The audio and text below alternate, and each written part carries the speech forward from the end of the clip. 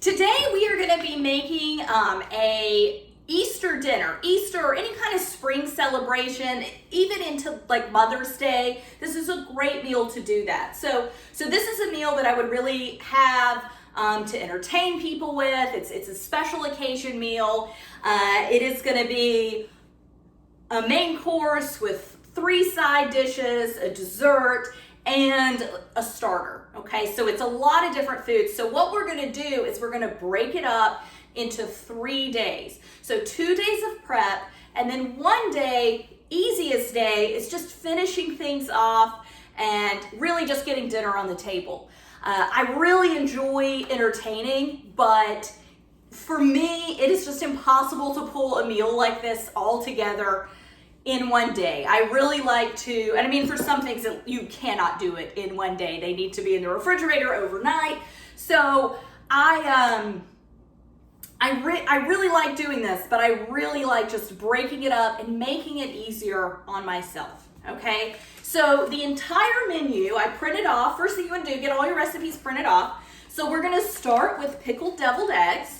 We're then going to have a roast leg of lamb with roasted rutabagas and radishes. We're going to have minted peas. We're going to have green stuff, which we'll get to. And then a hummingbird cake with a cream cheese frosting. So in dividing this into 3 days, today, day 1, we're going to start with the pickled deviled eggs. We will not finish them. We're just going to get started with them. We're going to hold off on the lamb and the rutabagas and the peas. All of that is going to wait till down the road, so I can set those recipes aside. We are also going to make the green stuff and the hummingbird cake. So today is probably going to be our busiest day. Day 2 is going to be a little less work than day 1 is, and the day of, I promise this, it's going to be so easy to get dinner on the table, and it's going to be really, really impressive. So that said, I will explain everything as we go, but I want to go ahead and get started with pickled deviled eggs. So first thing I want to do, I have a pot of just cold water. I am just going to do 6 eggs. I'm not really entertaining for that many people. I'm mostly just showing you how to entertain. All the recipes that will be posted are meant to serve 12 people. I am just having that quantity, right?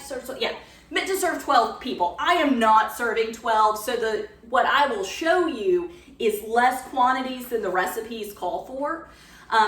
But all of them are very, very easy dishes to cut in half. So my original recipe was for 12 eggs. The recipe I'm posting, it's for 12 eggs. It makes 24 deviled eggs because, a deviled egg is half an egg. But I'm just going to do 6. Deviled eggs, real easy to just cut in half and not use all of them.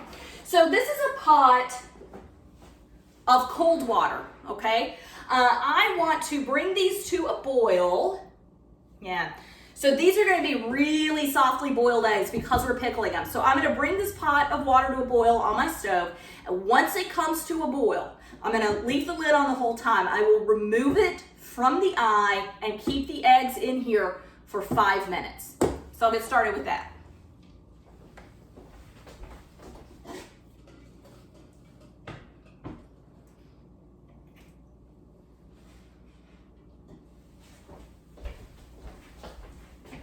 So right here, what I've got is pickled beets. And this is what we're going to pickle our eggs in. So I made homemade pickled beets because it's just something that I keep in my refrigerator and we snack on as a normal person would probably snack on pickles. But they're great. They're great, throw 3 of them on a plate and you've got a side dish to go with, something you're grilling out. It's just a really easy side or snack. Okay, so I keep these on hand all the time. My recipe, it's 1 shallot chopped up, pinch of salt. Let's see, I think I did 2 tablespoons apple cider vinegar, 2 tablespoons sugar, whisked it up until the sugar melted into it. You could use warm, you could warm it up a little just to get the sugar to dissolve. You don't have to, it will dissolve eventually if you just keep whisking, but you could warm your vinegar up some. You could do this on the stove. as well. And then 1 can of beets. Okay, so for the recipe that I'm using that's going to be posted, it's double all that, right? So it would be 2 cans of beets and 2 shallots and a 1/4 cup of vinegar, a 1/4 cup of sugar, larger pinch of salt. If you don't keep pickled beets on hand, you don't need to make pickled beets. You can just go to the grocery store and buy a couple of jars of pickled beets, and you're just going to use the juice from them.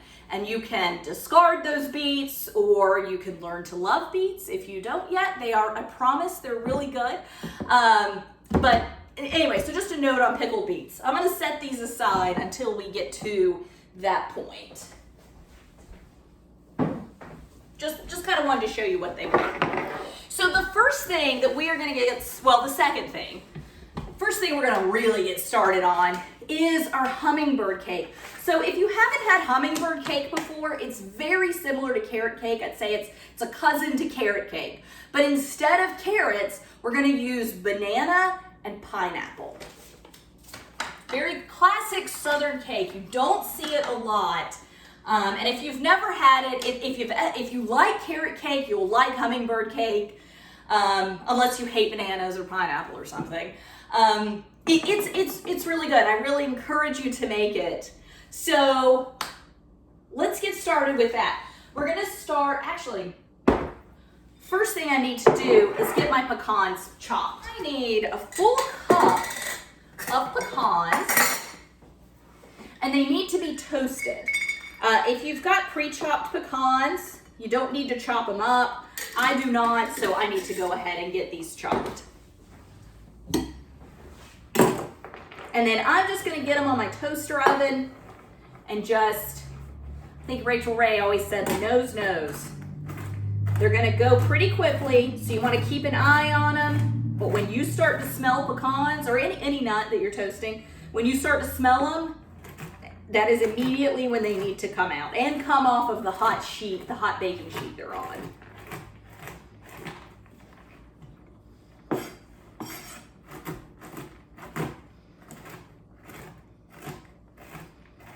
And you don't want tiny little crumbles, but you don't want whole pecans either. So you just want to run your knife through enough that no pecan is whole any longer. Okay, I think that's good. So I'm just gonna get these on a little baking sheet and throw them in my toaster oven. Okay, so just going through my list of ingredients for the cake, I'm gonna need 2 2/3 cup of cake flour. Got my cup of pecans going, 3 bananas. I made the mistake of waiting until yesterday to buy them, so they're not quite as ripe as I want them to be, but they'll do. They'll do. Crushed pineapple. So this is going to go in both the cake and the green stuff. I've got a 20-ounce can, so I'm just going to do 10 ounces in each one. I'm just going to eyeball it in half. The apple pie spice, baking soda, 3 eggs, which we have left over, and then sugar and vegetable or canola oil, neutral oil, basically. So it's 3 eggs.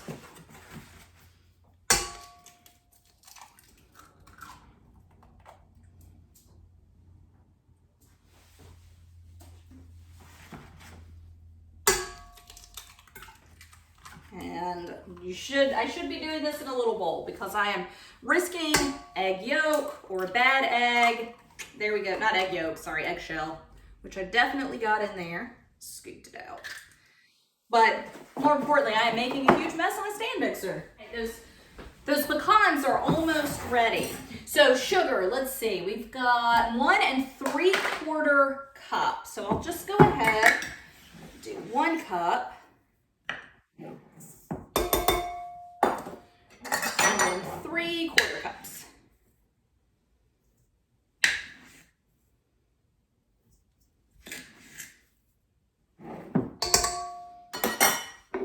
Just use my beater attachment. I'm gonna get these beat together until they are completely homogeneous. I'm gonna check on my eggs and my pecans.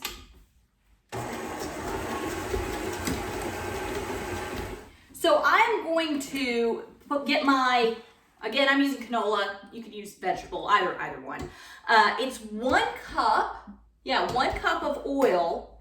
And it says to gradually beat this in. It's been a while since I made this cake, so I don't really remember all the directions to a T.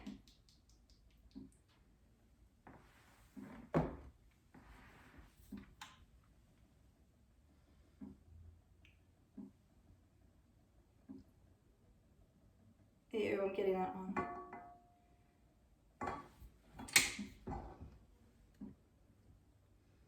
So I'm just gonna do half and mix that. Yeah, there we go. And then just pour the other. So I wanna go ahead and just get my bananas mashed up. Those eggs are about to boil.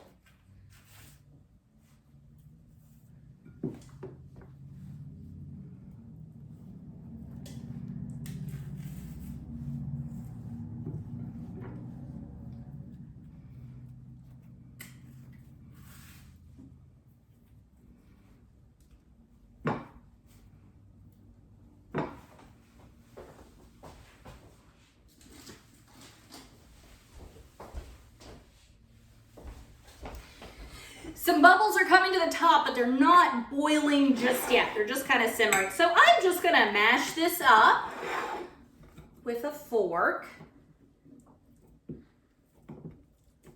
Like I said, don't make the mistake of buying your bananas the day before. I mean, I thought there would be some mushier ones there. You know what I mean, like really ripe ones there, but there weren't. So got the best that they had. If I had bought these last week, we'd be in a much better place right now. And you can have a little chunk to it. This consistency is fine. There's a few little chunks in it, but that's fine. So just get your banana in there.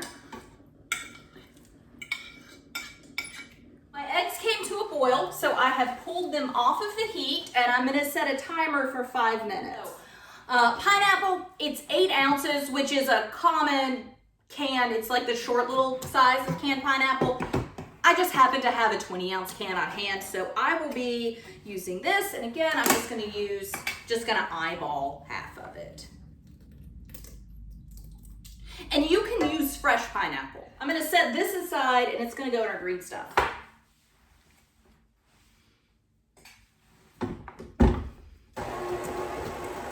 Give that a mix, but I'm just trying to make things easier. I'm doing so much. The last thing I want to do is break down a pineapple right now.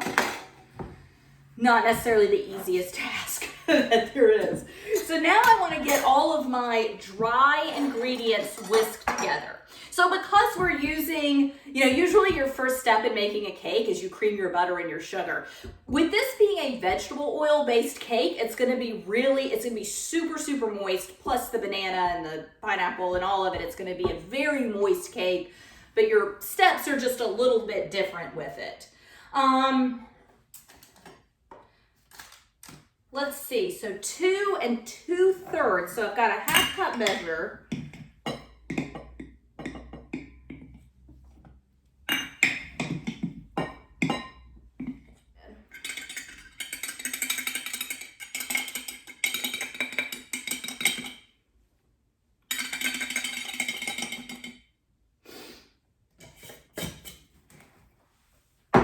Okay, and then baking soda, 1 teaspoon.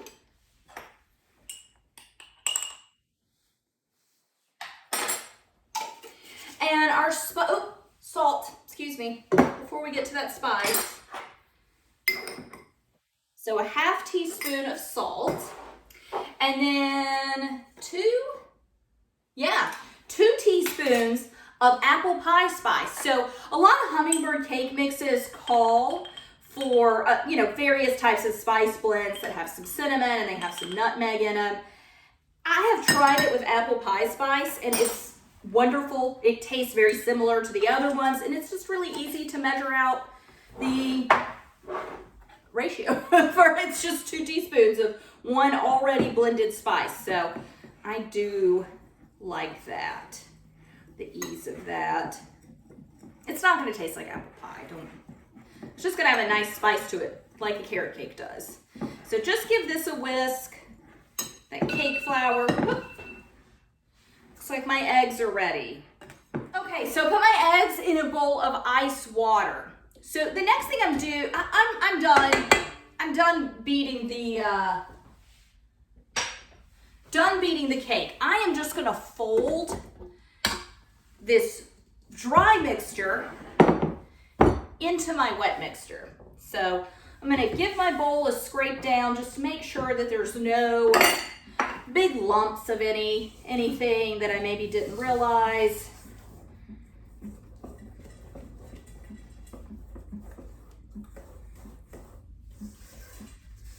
Okay, so I'm just gonna do about half of it.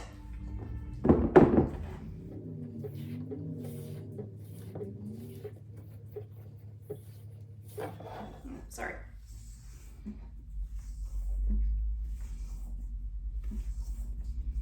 Okay, so that's mostly whisked in or folded in.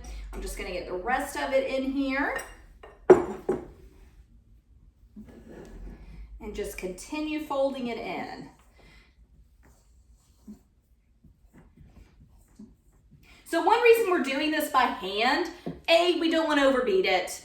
I mean, I beat stuff in my, I make cake in this all the time and I don't overbeat it, but because we're using vegetable oil, so it's a very liquid mixture that would be in the stand mixer to then toss flour into, you would make a huge mess.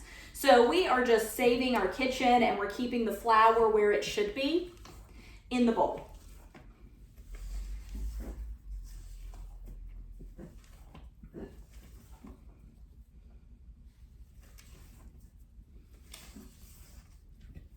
Totally forgot the pecans. Turned around to check on the cat and there they were. Okay, so cup of toasted pecans. Here we go. All right, fold the pecans in.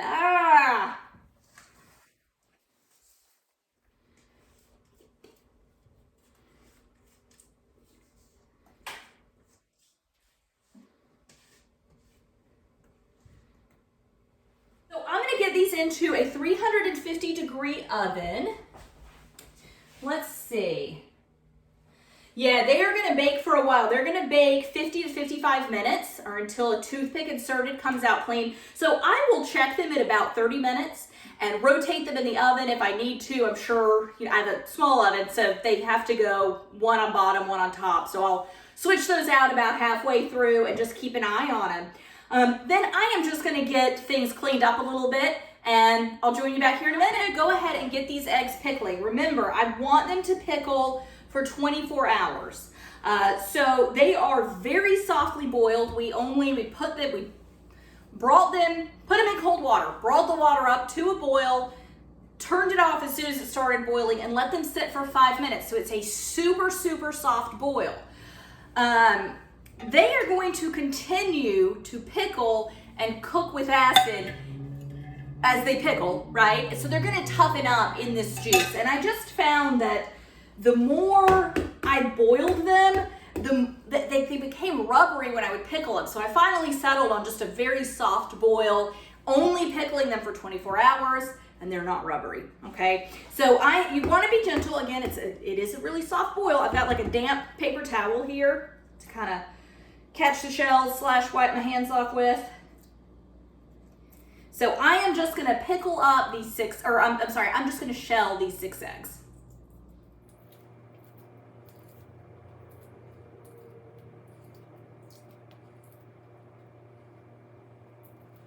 And then they're in a bowl of cold water.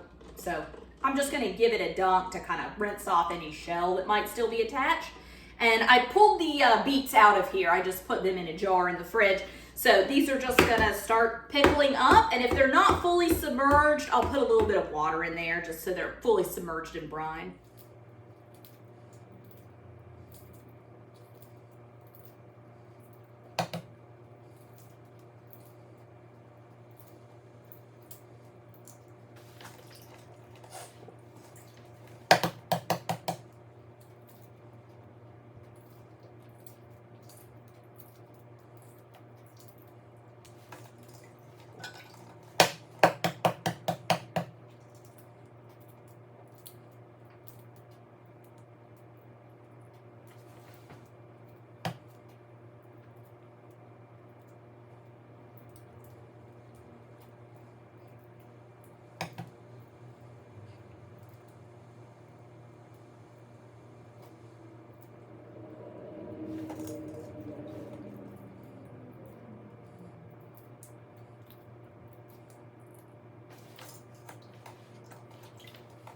reason that I am doing beet pickled eggs is because these are going to be this really pretty pink, pastel pink color. The egg whites will. So when we, cut them in half, it's going to be this light pink egg that is naturally dyed, but also retains like wonderful pickled flavor. And you're going to have the little creamy, pale yellow, deviled egg yolk, scooped, swirled, whatever, inside of it. And so it's really, really pretty. I did not grow up eating pickled eggs. They were just like this weird, like pink, weird jar of something sitting on the counter in really country convenience stores. And I was terrified of them. I thought that was like the grossest thing that you could do, was take an egg and pickle it. And I have still to this day never had the kind of egg I am referencing. They might be delicious and they might be complete garbage. I really don't know. I have, the ones I've had have been like in fancier restaurants, and most of the time they have been a beet pickled egg. And there is this one restaurant I like that does a beet pickled deviled egg. And so that really inspired me to come up with my own version of it. So these are yummy, special occasion. Oh God, peeling eggs is certainly not my favorite thing to do. So it's only gonna happen in rare events. This is one of them though, but it is worth it in the end. I guess. I'm kidding. It is. Oh, this one's one where the shell really wants to stick to the white. Try not to mutilate it too much. Oh. Yeah, that one didn't work out very well. It's kind of ugly. That's okay. Those are submerged enough. I'm good with how submerged those are. So I am just gonna put these in the refrigerator. Again, they're gonna pickle for 24 hours. Okay, so of the items that we're making today, we're making a cake, which is 2 items, right? It's the cake itself and then the frosting. We are making green stuff, which is also, there's the green stuff and the frosting. So 4 items, and then the pickled eggs. So the eggs, done, buttoned up. We will not mess with those again until tomorrow. So you can totally cross those off the list. We've got the cakes in the oven, so they're not done yet. They've got a ways to go, but they're about halfway through. So it is time for us to get started on the green stuff. First thing I want to do, I'm going to need half a cup of boiling water. So I'm going to go ahead and start boiling my water. Okay, so I'm bringing some water to boil on the stove. We'll just wait for it to come to a boil. I've got half a cup of cold water in this bowl. So I'm going to use 1 packet of gelatin. I'm just going to sprinkle it over the top.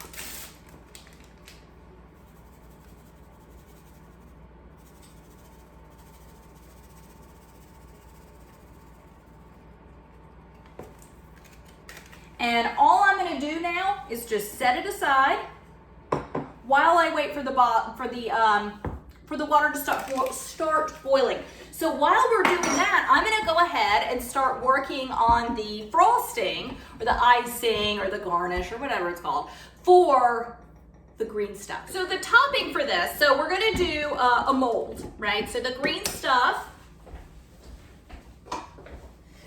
And I call it green stuff. I mean, it has like a real name. The version I made up, which is like a gelatin or jello salad.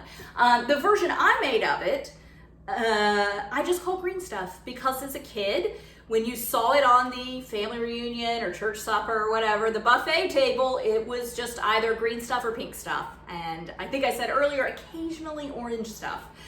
And it was something I would sometimes try, and I never disliked it. It just was kind of weird. And admittedly, this is also kind of weird, but it's got a lot of good flavors in it, and I really encourage you to try it. But we're gonna put it, I've got this little, I have several different types of molds. This is the first time I've used this one, but it's just like a little miniature bundt pan mold. So I'm gonna use that. So the green stuff will be in the shape of it. And then we are gonna make a topping for it that you can like pipe in the middle and pipe around it and make it pretty. But it is gonna be mascarpone cheese, and marshmallow fluff. So my original recipe calls for cream cheese. It calls for 1 block, so 8 ounces of cream cheese. And everything in this meal I have made before, I just haven't necessarily made it all together. So when I was writing up my grocery list, I realized, so for the deviled eggs, I like to use a couple of tablespoons of mascarpone because cream cheese would be a little overpowering, but the mascarpone it's not super flavorful, but it's got like a nice thick body, so it really gives the deviled eggs, like it gives more consistency and more body and kind of fluffs them up. It creates a little more food without giving it a ton more flavor. I also use some mayonnaise in it to give it a little bit of a tang, but I really like using mascarpone in my deviled eggs. But just a little, just only two tablespoons. So my tub of mascarpone was sold as 8.8 ounces. This block of cream cheese is 8 ounces, which means I have the vast majority of this tub left over that I have no recipe for which I'm using it. It's a nice cheese, I'm gonna use it at some point. But I said, instead of buying a block of cream cheese just for this and having, 90% of this left over, why don't I just substitute the mascarpone for the cream cheese? So in the recipe that I'm putting below, you will see cream cheese. You are welcome to use the remainder of your mascarpone in that. The cream cheese is really just meant to cut through the sweetness of this. This will also cut through the sweetness of it, okay? And I'll give it a taste. If I want to add a little touch of sour cream or something to probably Greek yogurt to give it a little more tang, I will. We'll just see when we get there. But I really don't like I hate buying one item, but also kind of an expensive item for that little. But I'm usually making more deviled eggs than just 6, right? So this was kind of how I chose to just be a little more efficient with my money and my food. So it is, oh, my eggs, it's come to a boil. All right, put this on hold. Very exciting.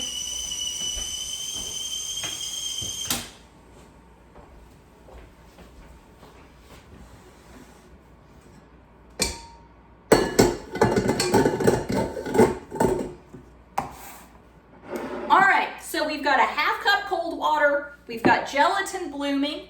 You can kind of see it in the clear bowl, okay? To it, I am just gonna add a 1/2 cup of boiling water. I've got a 1/4 cup measure.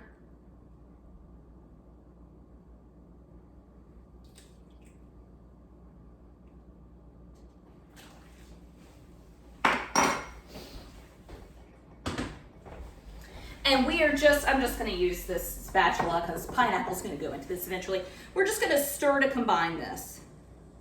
So to this, we are gonna add a can of cream of coconut. This is the stuff this is not coconut milk, okay? It's not sold in the section, or I don't see it in the section with coconut milk. This is in the section where you buy mixers for drinks, okay? So this is like beside the daiquiri mix.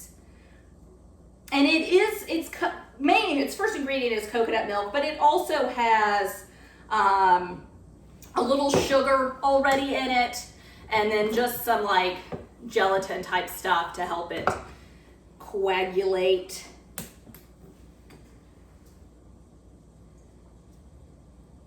And anytime I've ever worked with this, they sell it in a squeeze bottle too, but anytime I've ever worked with it, it's pretty solidified. Yeah, I'm gonna need something. I need a knife to get this out. But the boiling water, there you go, all the liquid's on the bottom. It's like coconut, I mean, it's the slutty cousin of coconut milk.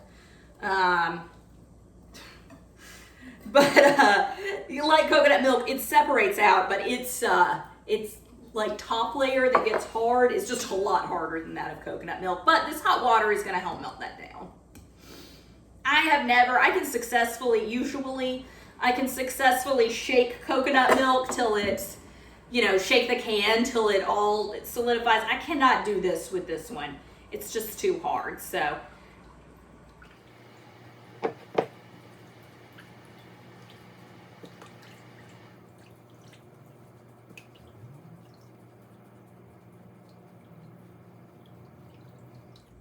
And you want to get all these lumps out. I don't know why I'm stirring it when I should just be using my whisk.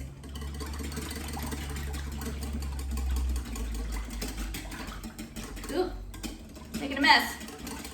So you just want to whisk through, and you want to go ahead and whisk through all these lumps now before you put additional ingredients in here, especially since this crushed pineapple is chunky.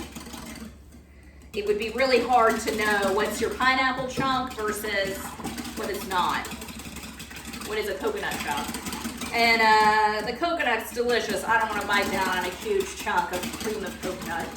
That would just be like eating a bottle of sunscreen.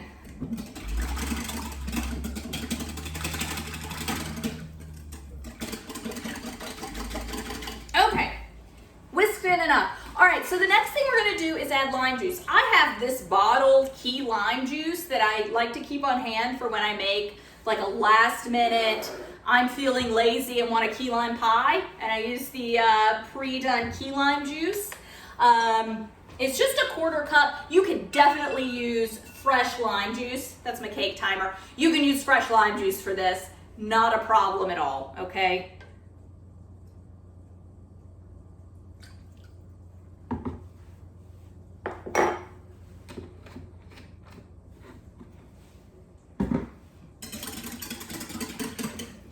That is just what I have on hand.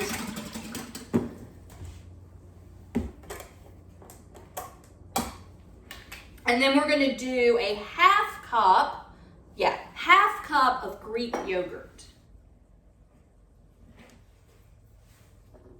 So this is just a 1/4 cup measure, so 2 of these.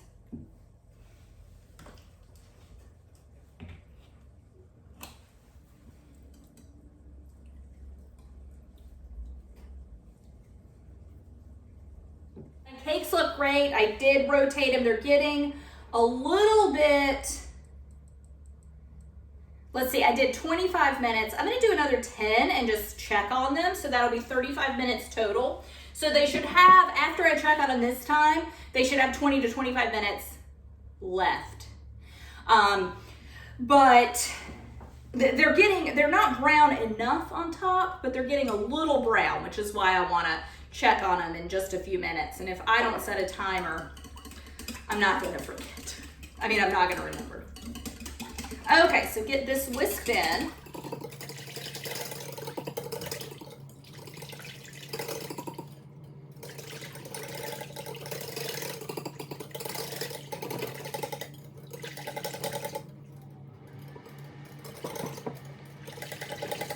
So that's pretty good whisked in. So now I just want to get the rest of my pineapple in.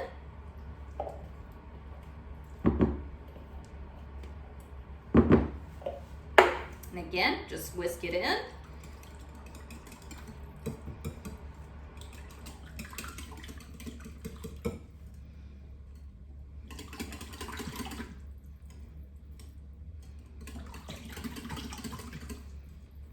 All right, and then finally, I know you're saying it's not green. Well, gonna use food coloring. Those salads that I've been talking about back in the day, the gelatin or Jello salads, they use Jello. So it would have been green stuff because you were using lime Jello, all right? So I am not using lime Jello. I don't already have food coloring in my gelatin. I just use plain gelatin. So I'm just gonna add 2 drops. And a little goes a long way with this. If you have never worked with food coloring before, it can be super frustrating. I'm gonna do a 3rd drop. Ooh, I accidentally did 4. Oh God. I want this to be pastel, not St. Patrick's. So Want it to be a pastel screen color. Yeah. That fourth one might make this look like St. Patty's Day, but that'll be all right. Still gonna taste good. But I will say a big draw of this is how pretty it looks. It does taste good. I promise, it does. So, don't grease this, okay? I have done that before. It just puts like oil on the outside of your gelatin. That gelatin, I'll show you how to get it out. You put it in a little bit of warm water and it just kind of breaks the gelatin free from the sides, and then you pop it out. And if it doesn't work, you move on from there. I've had it work more times than not. This recipe has always worked. I'll say that. So I am just very gently going to pour this in. I poured it right down the center. Wow, and that fit perfectly. I was afraid this mold would be a little too small. So what I'm gonna do, I'm gonna obviously clean you can't see it, here's my huge mess. So I'm gonna get my mess all cleaned up. I've got gelatin mixture everywhere. I'm gonna set this on a tray. And as I said before, the recipe says to refrigerate it overnight. But my pickled eggs have to refrigerate for 24 hours. So tomorrow when I come back to film, first thing I'll do, get my pickled eggs out of their brine. Second thing I'm gonna do is check out my green stuff and see how it's going. So I will clean up and bring you right back, and we'll make the frosting for this. So finish up what we can with the green stuff today. It's gonna sit overnight. We'll pop it out of its mold tomorrow, and then we're gonna decorate it with our frosting, okay? So the frosting, as I said, is usually a mix of cream cheese and marshmallow fluff. I am using mascarpone just to kind of finish up the mascarpone I bought for my deviled eggs. I have the quantity I need of this, and it's close enough to cream cheese. I'm just gonna be efficient with what I have and just use this. If it is not the cream cheese, that tang cuts through the sweetness of the marshmallow fluff. So if it's not tangy enough, I'll put in a little Greek yogurt just to make up for the difference, okay? And we're gonna use this whole jar. So unfortunately, I am not gonna get a fluffernutter sandwich for lunch, which is kind of a bummer. Just scoop all of this in. And I know everything about this entire recipe seems just insane, not fancy. Why would you make this? I get it. I'm just saying, give it a shot. Might change your mind. Might not. You might not like it. And it's just how it works. We don't all like the same things. Whew, goodness. Forgot how thick this is, actually. I am just gonna put the rest of this in. Again, I already pulled out, I may not have said that, but I did. I pulled out the 2 tablespoons that I need and just set it aside for my deviled eggs tomorrow. And then we are just gonna mix these together.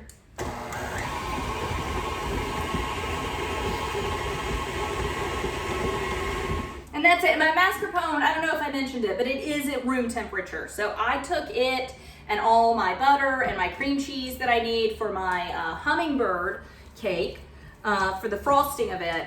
They came out of the refrigerator last night. So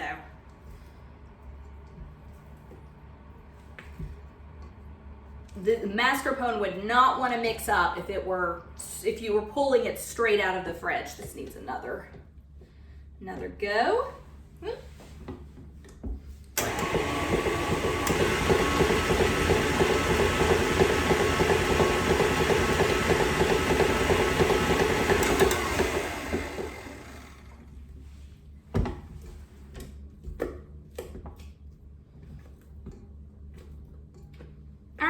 So I'm gonna give this a taste and make sure that it's not just incredibly sweet from the marshmallow fluff. Make sure that the mascarpone did cut through some of that sweetness.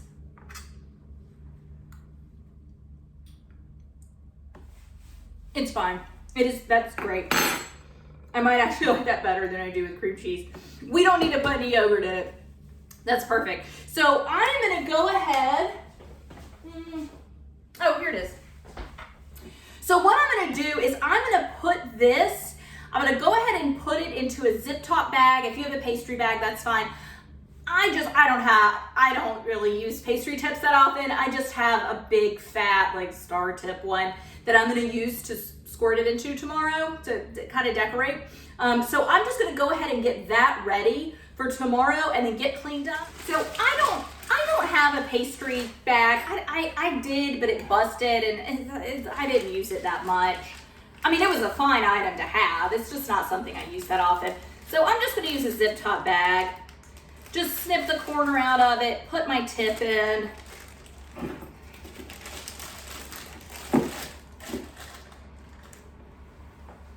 And then get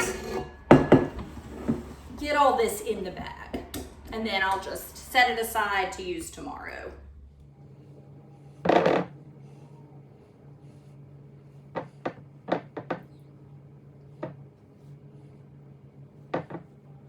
So I just took my cakes out of the oven. They finished, it was actually probably about 45 minutes that they cooked. So they're done, they're still in their pans, they're just cooling. And when I'm done with this, I'll invert them and take them out of their pans so they can cool completely. So I am just scraping down my sides, giving any little final mix to this. And the marshmallow fluff is like super stark white, and the mascarpone's like a cream ivory color, so it's actually fairly easy to see if it's not mixed up.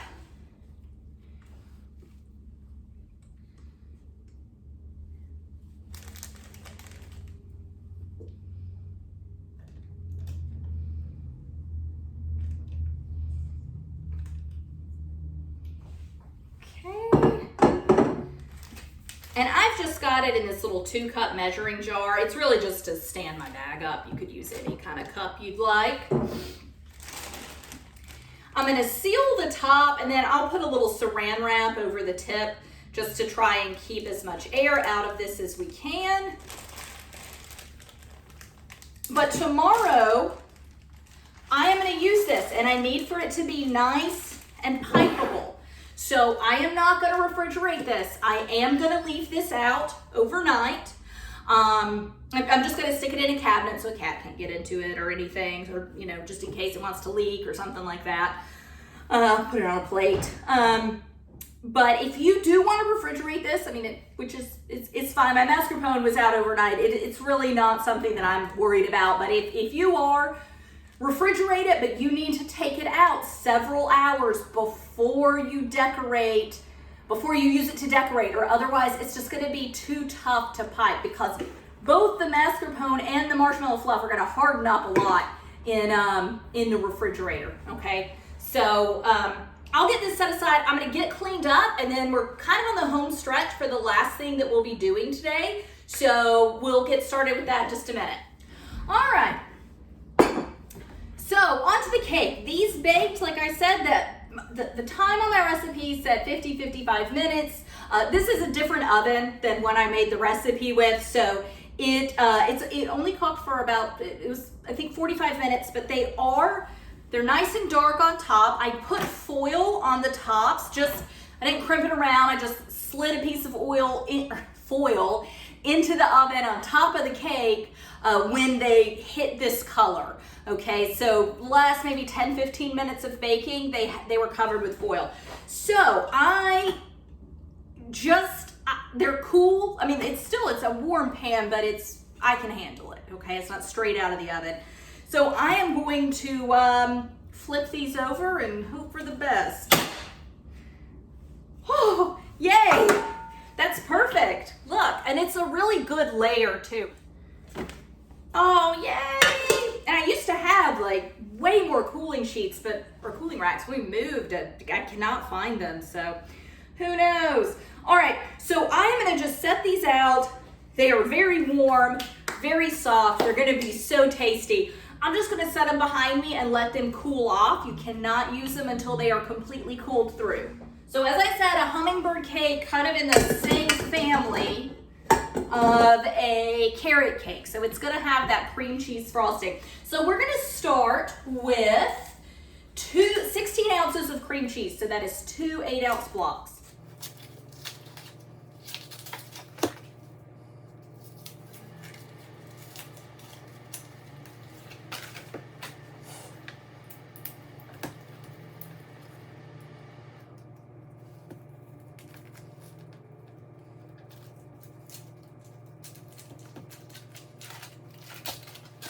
And these, just like the mascarpone that I've been working with, these were out overnight as with the butter, okay? This all needs to be at room temperature or it's just not gonna meld together very well. All right, so 2 blocks of cream cheese. I'm gonna get this, go ahead and start beating these together.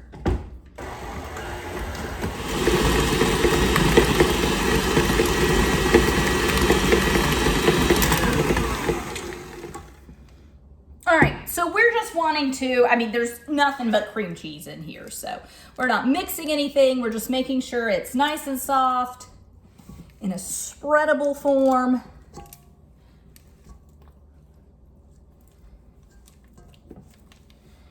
So we'll clean our beater off. And then we're gonna add butter, and it's 12 tablespoons of butter, so that is 1.5 sticks of butter.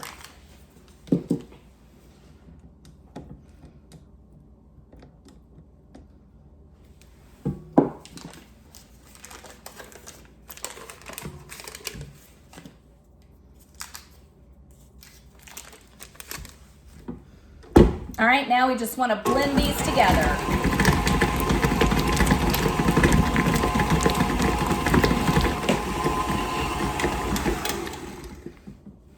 All right, so scrape it down.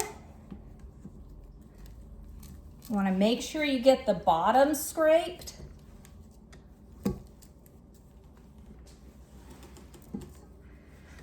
Because that's the part that wants to mix in the least. Get it off of your beater.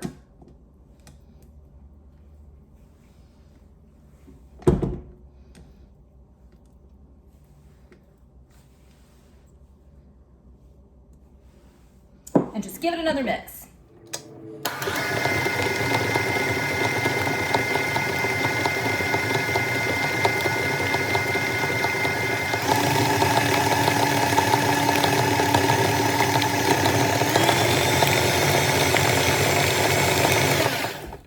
And since this is just, it's cream cheese and butter, there's no flour, right? So there's no gluten. So there's no chance of us overbeating anything that's in here, right? If it were cream, you would make butter, but butter's its final form. Pretty sure cream cheese is the final form too. So it's just gonna get softer as you beat it, and that makes it more spreadable, which is one reason that I am kind of being as vigorous as I am with it. Okay, so these are cohesive. It's all, I don't know how well you can see. It's all the same color.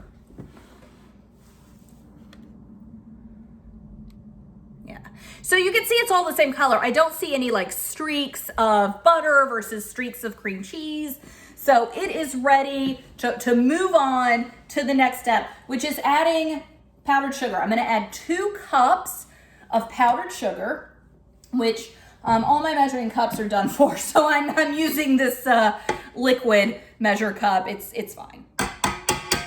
Not preferable. You usually do want to use stick dry ingredients and dry cups and liquid, but whatever. It is all right. You want to start this on very low. Actually, I'm gonna disperse that powdered sugar and give it a little bit of a mix in, not much. I just don't want to wear it. I want the powdered sugar in my icing, not on me. So start it on low. There you go. There you go.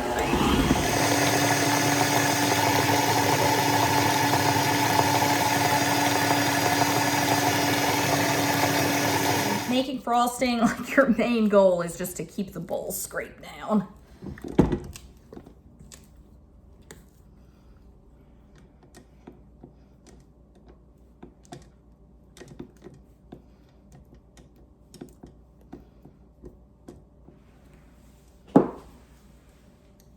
All right, so I'm gonna move on to my next ingredient, which is vanilla and lemon. So I want to get a tablespoon. I am actually using fresh squeeze this time. Unlike that lime juice. I'm just gonna eyeball it. I'm not gonna measure out a tablespoon. I'm just gonna cut it in half, pick the seeds out. You definitely don't want your seeds in there.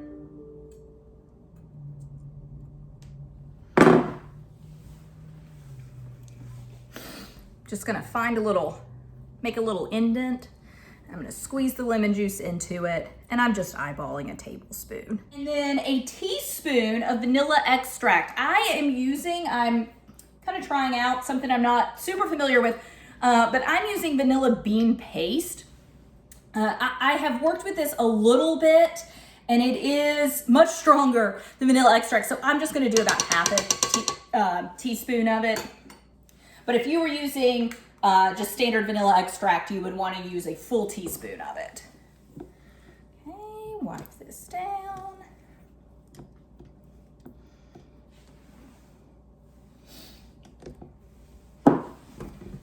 Get those incorporated.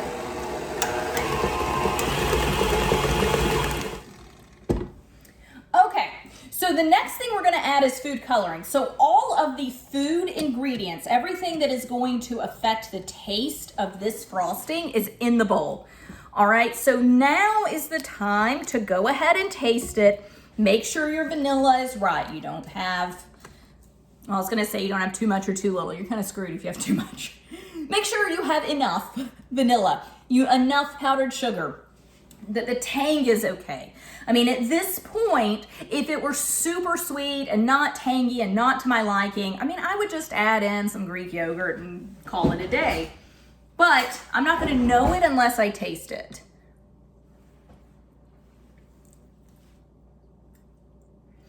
And that's great. That's what I want. I am gonna use some food coloring. This is a Wilton Sky Blue Gel food coloring. Awesome, because I didn't write down, I wrote down how much I use. Yeah, I wrote down how much to use with drops, but I swear this is what I've used in the past. So I don't have a measurement, so it's okay. I mean, I'm just gonna eyeball it. Again, there's no chance of overbeating this mixture, so that's fine. Food coloring is not something I use that often, despite, you know, how it might seem today, because this is the second time I've used it. But it is for Easter, you know, I'm not dyeing eggs. You gotta use it somehow. So, yeah, it's just not something I am that familiar with, so I am just gonna go by eye. I am doing about 1/8. Oof. Yeah, that's too much. That's too much. I don't want to do that much. You should just use a few drops. I don't know why I mixed it in like that.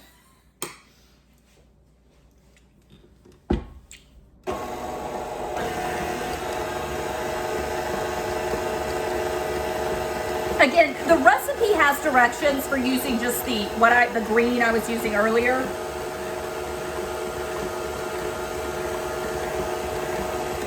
So if you just follow, it's for every cup of icing, you would use 7 drops of blue and 2 drops of green to get like a robin's egg color. So that's the measurement that you would use. I'm just kind of playing around with this pretty sky blue color because I have it in my cabinet and I haven't used it before. So, but I bought it for something. Goodness, it doesn't really want to come off.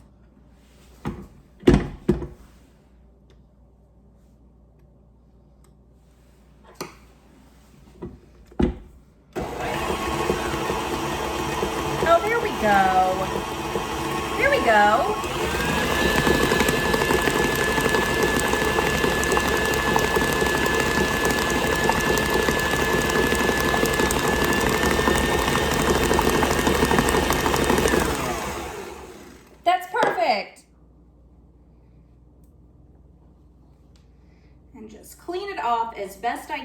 in. And then I will just hand mix, you know, just stir in any little bits. Like on the sides of the bowl. I mean, I know last thing you saw, it wasn't fully all the little bits and the sides and all that just didn't get fully mixed in when I was using the stand mixer. I've definitely been tasting this a little bit and it tastes great. This is gonna be so good on that hummingbird cake. So what we're gonna do with this is like a robin's egg blue cake, and it's gonna look, the cake itself is going to be decorated like a robin's egg. So we will, later today, we're going to ice this cake up. I just want to make sure that the cakes themselves have plenty of time to cool, so I like to give them at least a few hours to cool. Then we will put this icing on it. I'll put them on their pretty cake stand. I'll get them decorated with this icing, and then later we're gonna go back and we're gonna fleck them with just like an inexpensive little, like a silicone brush or even like an inexpensive little paintbrush. Fleck them with brown, fleck the cake with brown food coloring, and it's gonna look like a robin's egg, which is really pretty. You don't wanna do the brown flecking too far in advance though. You really wanna do that the day of. I tried it once, a few days in advance, and it's just like because it's food coloring, the brown stuff is food coloring, and it just like soaked into the icing, and it was just these gnarly looking brown splotches rather than looking like robin's egg. So that part you want to save for the day of, and that is very simple to do. It seems, just saying it, it seems harder than it really is. It is not difficult at all. Little messy, but we'll set up for that. So to make it as lightly messy as possible, or as unmessy as we can.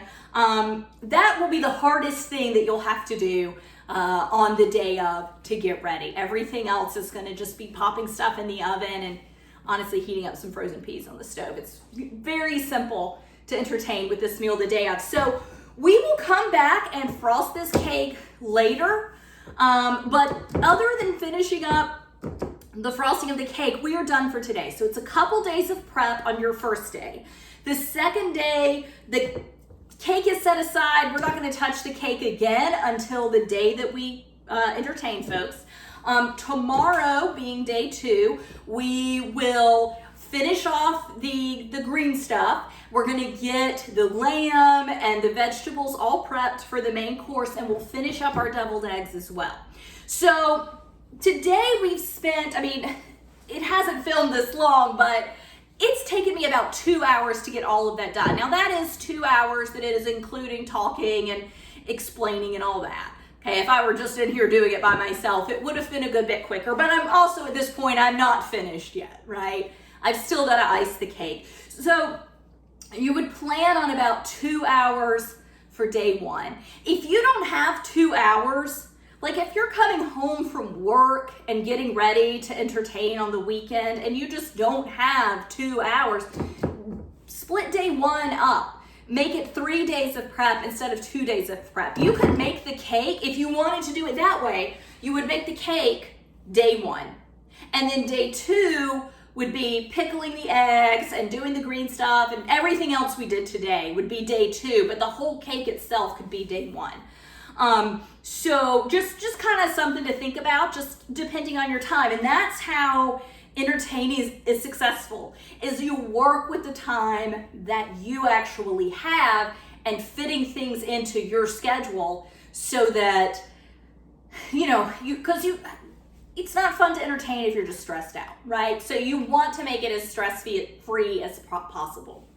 So once my cake cools, I'll bring you back and we're just gonna ice it up. Nothing too special about that, should be pretty quick.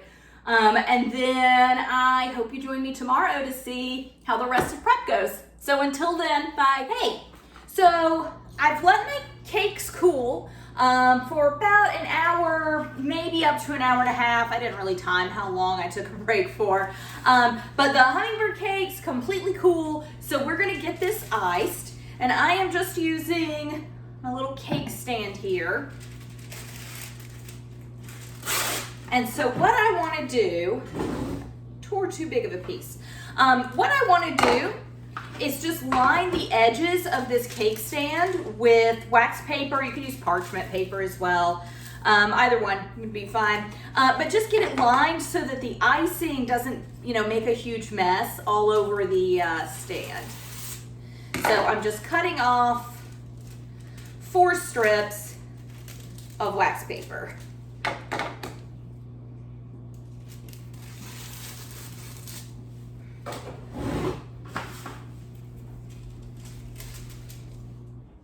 All right, so just setting these down, and I'll readjust these when I get the cake on there. You don't want to have them go too far underneath the cake. You do want to keep them out at the edges, and just make sure that your cake stand or plate or whatever you're icing it on is fully covered. I'm going to do a little dot of icing in the center, and then I am going to put these. So this is the top side that cooked, like this was the top when it was cooking. They've been inverted, right? I dumped them upside down to cool them.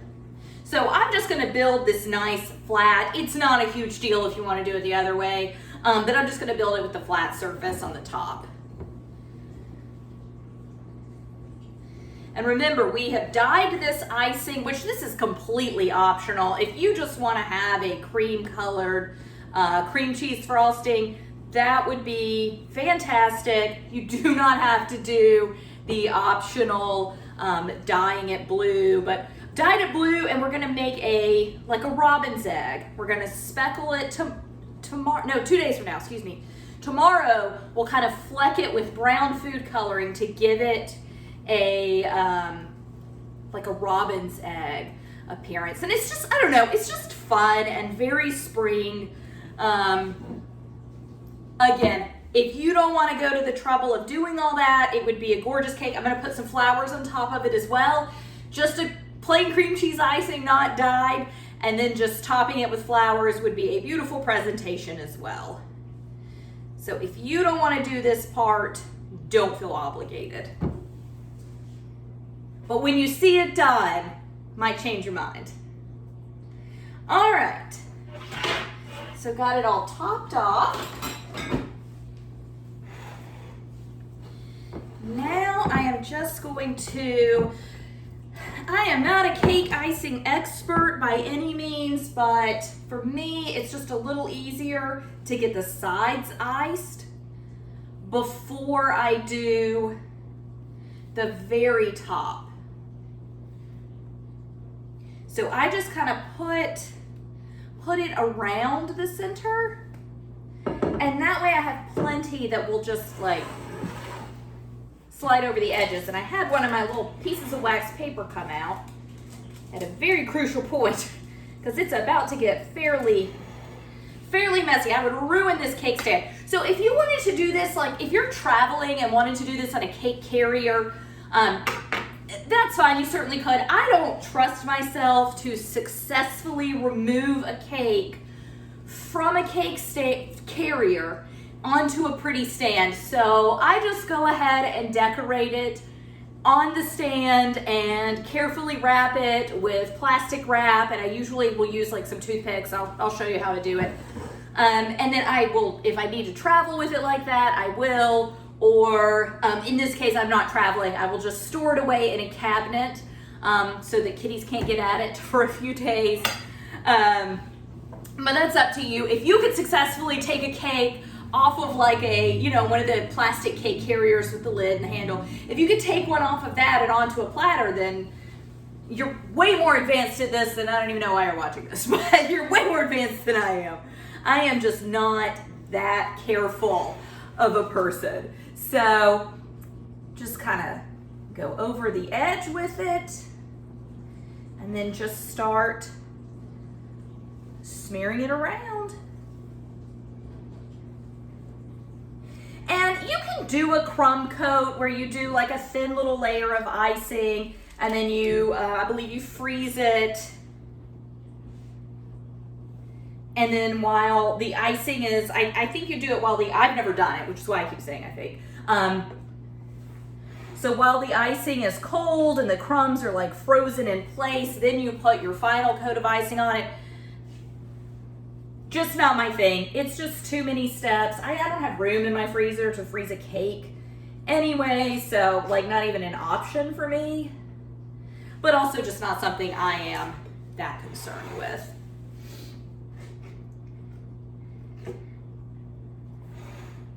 I mean, I do, of course, I'm putting a lot of time into this. I want it to be pretty, but I am not so concerned that I'm gonna start messing with it that much. Although if that's you, if that's your personality, by all means, do a crumb coat.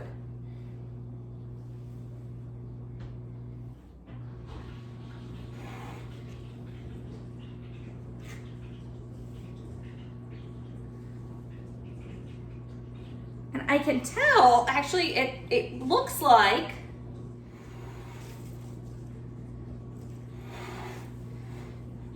and so I am just pushing it over the sides, kind of smearing it around.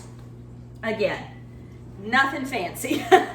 nothing fancy, nothing unusual, no tricks, no tips, just for me, the cake itself and the way it tastes is so much more important than all of this, although I do want it to be pretty and fun, but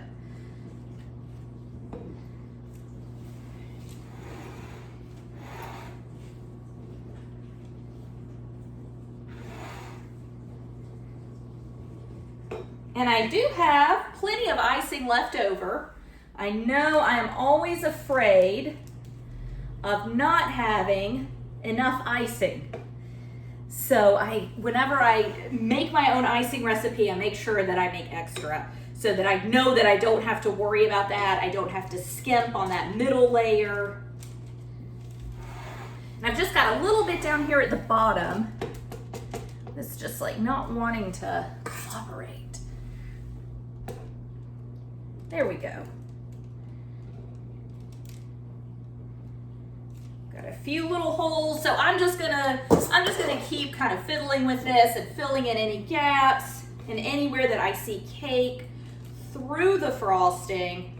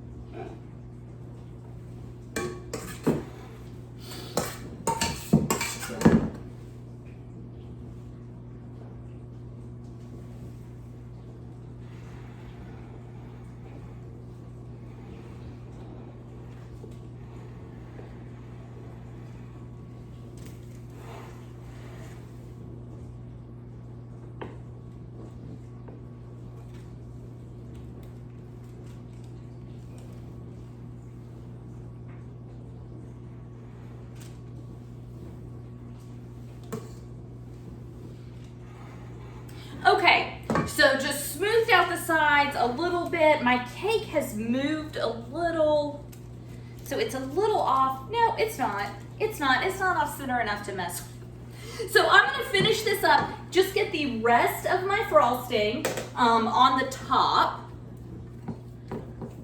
And then what I will do, so we're gonna do, remember the robin's egg finish, the little bit of brown food coloring. We're gonna wait and do that till the day of. That stuff just, I've done it before and done it ahead of time and it was beautiful and I was like, oh my God, this is amazing.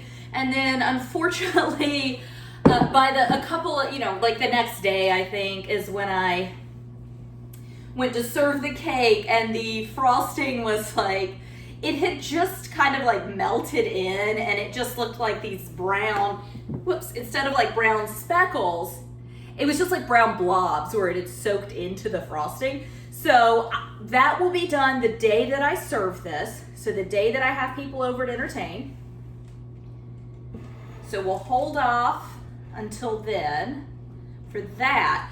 But this icing is exactly what I want in terms of consistency. It is, see how like pliable and spreadable it is, which is pretty impressive for cream cheese and butter to be this pliable and spreadable. But I do want it to harden up a little bit. So I had not planned on doing this. I do not normally refrigerate cakes. I usually just leave them out on the counter, and I've never had any kind of safety issue or gotten sick from them or anything like that. But this frosting is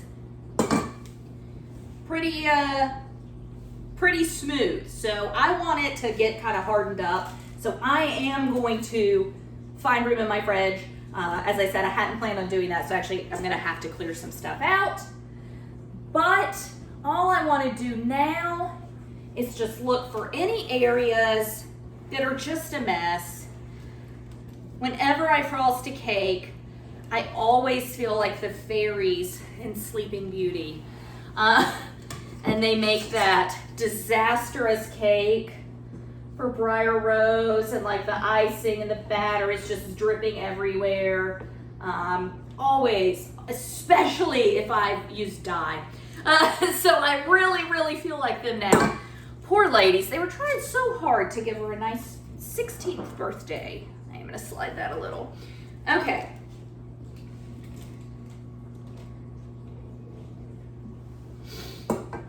All right, so now is one of the more difficult things that I'm gonna do. I'm gonna actually pull the wax paper out, and you wanna pull it out not super slow, but not super fast either. Kind of like a Band-Aid, okay? So you can see what a clean edge I've gotten. I mean, I got a little on my cake stand, and I'll just wipe the little bits off.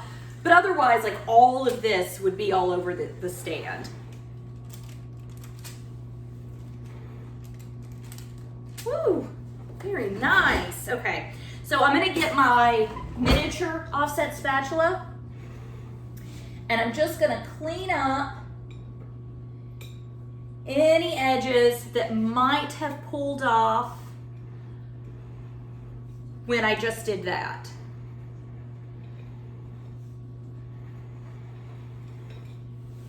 Perfect. We're good, we're good. So just a damp paper towel, and I'm just gonna wipe up any little bits that are on my stand, especially since this is a white cake stand and I'm doing blue frosting. You certainly, as little as I've gotten on here, I'd clean up this on the rim, but I'd be much less persnickety if I hadn't dyed it. Okay, so as far as getting saran wrap on this, I want to get this cooled off and let the frosting kind of harden up before I do it. But what I'll do is I am going to stick some toothpicks around the perimeter. 6 to 8 toothpicks around the edge, kind of like birthday candles. And I will gently drape my plastic wrap over those and seal it up along the bottom, right? Doing that is gonna keep the plastic wrap from touching this frosting. So it's gonna keep it from marring up all down the road. But right now, this frosting is so like loose and spreadable that if plastic wrap gets on it, it's gonna mess it up immediately. So I do wanna get it a little hardened off before I do that with plastic wrap. As I said, if you're good with transferring cakes, just do it in a cake carrier. But that is it for now. So that is the first day. You don't need to see me clean out my fridge and put this in there. So that is the first day of preparing for your Easter event or any kind of spring entertaining that you're doing. This would be great for Mother's Day as well. So day one, knocked out. As I said, if it was about 2 hours of work, if that's more time than you can commit to it, do it 3 days of prep instead of 2 days of prep, and day one would totally be doing the cake, okay? So the cake, making the frosting, getting it iced up to this point. And that would be day one. Day two would be everything else that we did today And then day 3 would be what we're going to be doing tomorrow. So thank you so much for joining me, and I'll see you guys tomorrow. Bye.